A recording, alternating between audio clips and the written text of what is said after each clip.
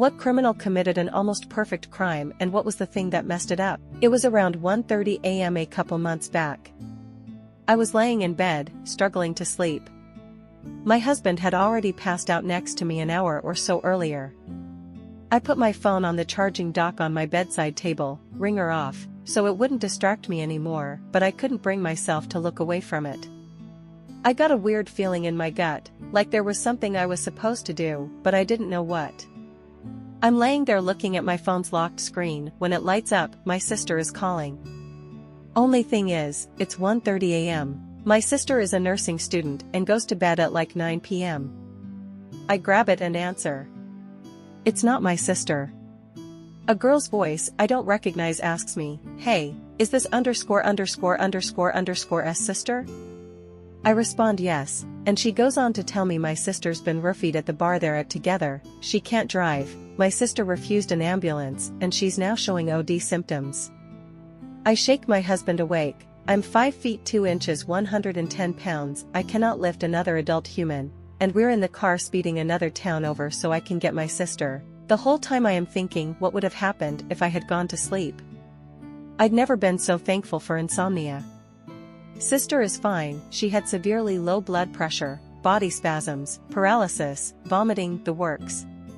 Stayed with her for the weekend to make sure she was okay, physically yes, mentally no. Wolfgang Beltracchi, he made millions with forged paintings, he painted all himself. He was ultimately caught because he once accidentally used paint that contained a very slight amount of a substance that wasn't used in the days of the original painter. John George Hay, killed up to 6 people between 1944 and 1949, by either clubbing or shooting his victims, and then disposed of their bodies by dissolving them in concentrated sulfuric acid. He would then fraudulently sell their assets, properties, etc., and pocket the cash. His workshop contained no drainage, so he simply poured the remains on a pile of rubble. His last victim, an elderly victim, disappeared, and 2 days later, he accompanied the victim's friend to the police station, where police discovered his history of fraud. At his workshop, the police found papers concerning his earlier victims, and dry cleaning, jewelry tickets for his last victim. A pathologist examining the human remains found parts of a pelvis, gallstones, and dentures on the rubble. Hay then claimed he had killed his last victim, destroying the body in acid, and completely misunderstanding the legal term of corpus delicti, claimed that he could not be charged as there was no body to determine a crime had taken place. The man went to the gallows.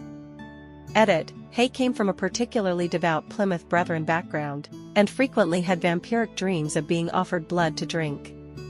In his police interview, he tried to plead insanity, in the hope that he would be sent to Broadmoor, asylum prison, but of course that fell through.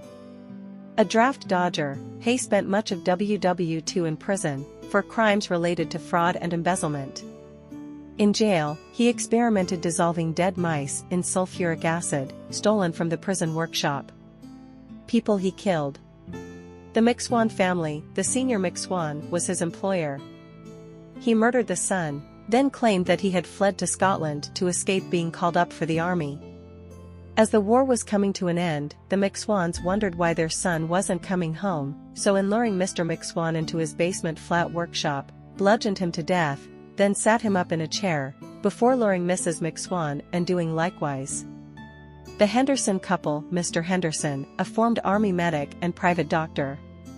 Hay befriended this couple, whom had just moved into the area. At a housewarming party, in which Hay played piano, he stole Henderson's service revolver, which he used to shoot the Hendersons with some time later. After murdering the Hendersons, he stopped at a cafe and had a brunch of poached eggs on toast and tea, before finishing off the job. Mrs. Duran Deacon. A wealthy long-time resident widow that resided in the Onslow Court Hotel, in Kensington, London, where Hay also resided. In all of these murders, he would strip the bodies and possessions of jewels, fur coats, etc., and take life insurance and conveyancing papers with him, which he would cash in on. He also claimed to have drank a pint of blood from his victims, but that is likely his insanity plea. Israel Keyes is almost certainly the smartest serial killer that has been caught. He studied past serial killers and how they were caught, and so Keyes targeted random people all across the United States to avoid detection with months of planning before he committed a particular crime. He specifically went for campgrounds and isolated locations. He claimed to only use guns when he had to and preferred strangulation. Keyes planned murders long ahead of time and took extraordinary action to avoid detection. Unlike most serial killers, he did not have a victim profile, saying he chose a victim randomly. On his murder trips, he kept his mobile phone turned off and paid for items with cash. He had no connection to any of his known victims. For the Courier murders, Keyes flew to Chicago, where he rented a car to drive 1,000 miles, 1,600 kilometers, to Vermont. He then used the murder kit he had hidden 2 years earlier to perform the murders. He was only caught because he kidnapped a girl and tried to get ransom money from her parents, and law enforcement tracked him down via withdrawals from her bank account and the car he was seen abducting her in on security cameras.